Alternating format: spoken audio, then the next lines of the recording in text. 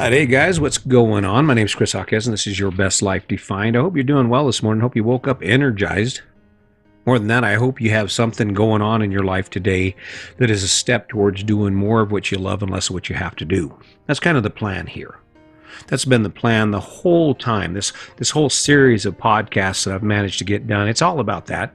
It's about waking up and knowing that you get to spend an adequate amount of time engaged in things that add fuel to your fire and put fuel in your tank, energize you and put fuel in your tank. It's that energy that gets us through the rough spots, I mean, it's like, think about this. Imagine for a second you've got a job that sucks. You get up every day and you go to this job.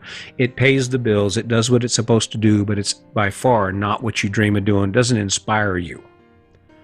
By adding something that does inspire you at the end of each day, something that energizes you, challenges you, makes you want more, makes you want to do it again, or gives you a destination where you're actually getting closer every day to your dream, to something that is just amazing, it makes that crappy time you spend doing what you have to do so much better, right?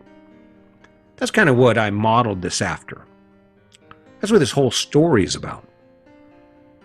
As kids, we don't have to think about plans. As kids, we don't have to think about, oh my goodness, what do I do next? It's preset. It's preset as a child. Before we start thinking about what our life needs to look like, the whole motivation for our choices are based on the things that inspire us, the things that make us energized about the life we live, right? You run from one thing to the other. Let's play basketball. Let's play chase. Let's ride bikes. And then something happens. And it happened to me. And through a lot of choices that weren't my own, I had a lot of experiences in my life that weren't my own, a lot of abuse and domestic violence as a child, and then we made bad choices, Sandy and I did. 16, I was 18, baby on the way. Then I drug myself up. I was making no money. I went back to school, became a deputy sheriff, and then worked at the federal prison and ultimately retired from the federal prison. And during the last 10 years of my career in the federal prison, I taught computer-aided drafting to inmates. But really, what I really taught was life skills. Because that's when I hit my point when I just could not be me anymore. I had to do something about it. It was driving me nuts. I was this angry man. I'd hide my anger from the people I didn't know and show my anger to the people I love, right? Everyone in my whole household knew I was an angry guy, and there were times when you just didn't want to mess with me.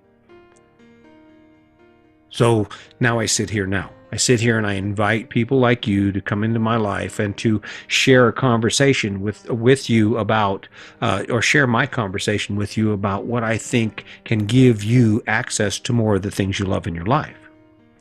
But what qualifies me for that? I've been through the mill. I shouldn't have worked in a federal prison. I should have been in a federal prison.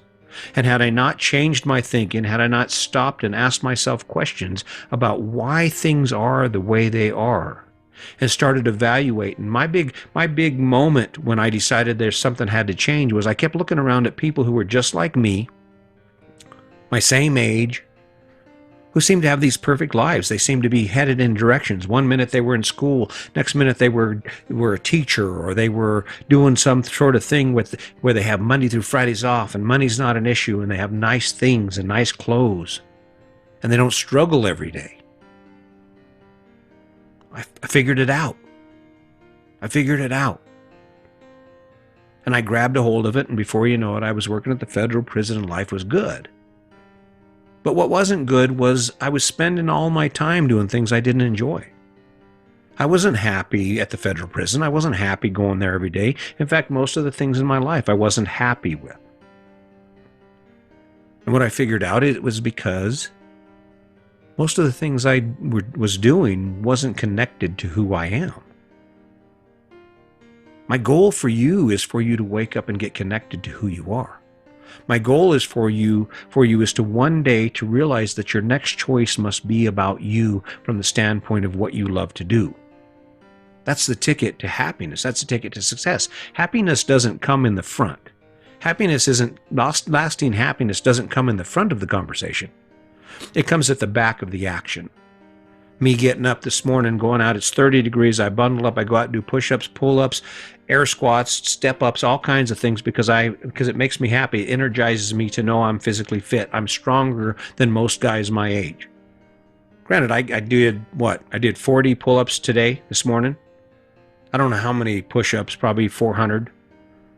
I don't know how many step-ups, probably another 100. I don't know. I did a bunch of stuff, and it's because it adds fuel to my tank. I want to show you how to do that. That's what this whole thing is about. Good things, gifts. This is a gift I've been given. I don't know how it is that I was guided to the point that I actually am able to live my life debt-free, travel around the country in an amazing RV. I think I love my home. With an amazing person, and our relationship just keeps getting better. Why wouldn't I share that with you? So this is why I showed up here. This is why I show up every day, and this is why I keep pushing you to ask yourself questions about the decisions you make and why you make them. I'm not judging you. I'm saying streamline your life so it gives you access to more of the things you love. And the way you do that is stop spending money and time engaged in things that you don't love. It's a 1 to 10 proposition. It is a scale. If it falls below 10 on your desire to do it, how much it inspires you, how much you love it, then one of two things need to happen. Either it needs to be so great that it supports what you love to do, or you need to get rid of it. That's the plan for me. I don't have anything. I have what is in this RV. And you know what? I have enough. And every day I get to wake up and I get to do this along with a lot of other things, and it makes my life better. I hope you'll tune in. I hope you understand that I'm not asking you for anything. I'm trying to give you something. I'm trying to give you the opportunity to live your best life before you run out of time. I hope you'll join me in this adventure. I hope you will wake up inspired and say to yourself, you know what, I think it's time we start that conversation about what our life should really look like. And then start going after it. Build a story around it and then jump on it. And do it and do it and do it. And you will never regret the fact that you did. So just a little bit about me. I'm just a guy, just like every other guy, with one big goal, and that's to change the world. I hope you'll help me with that. And until next time, just remember, today's your day. Make it a good one.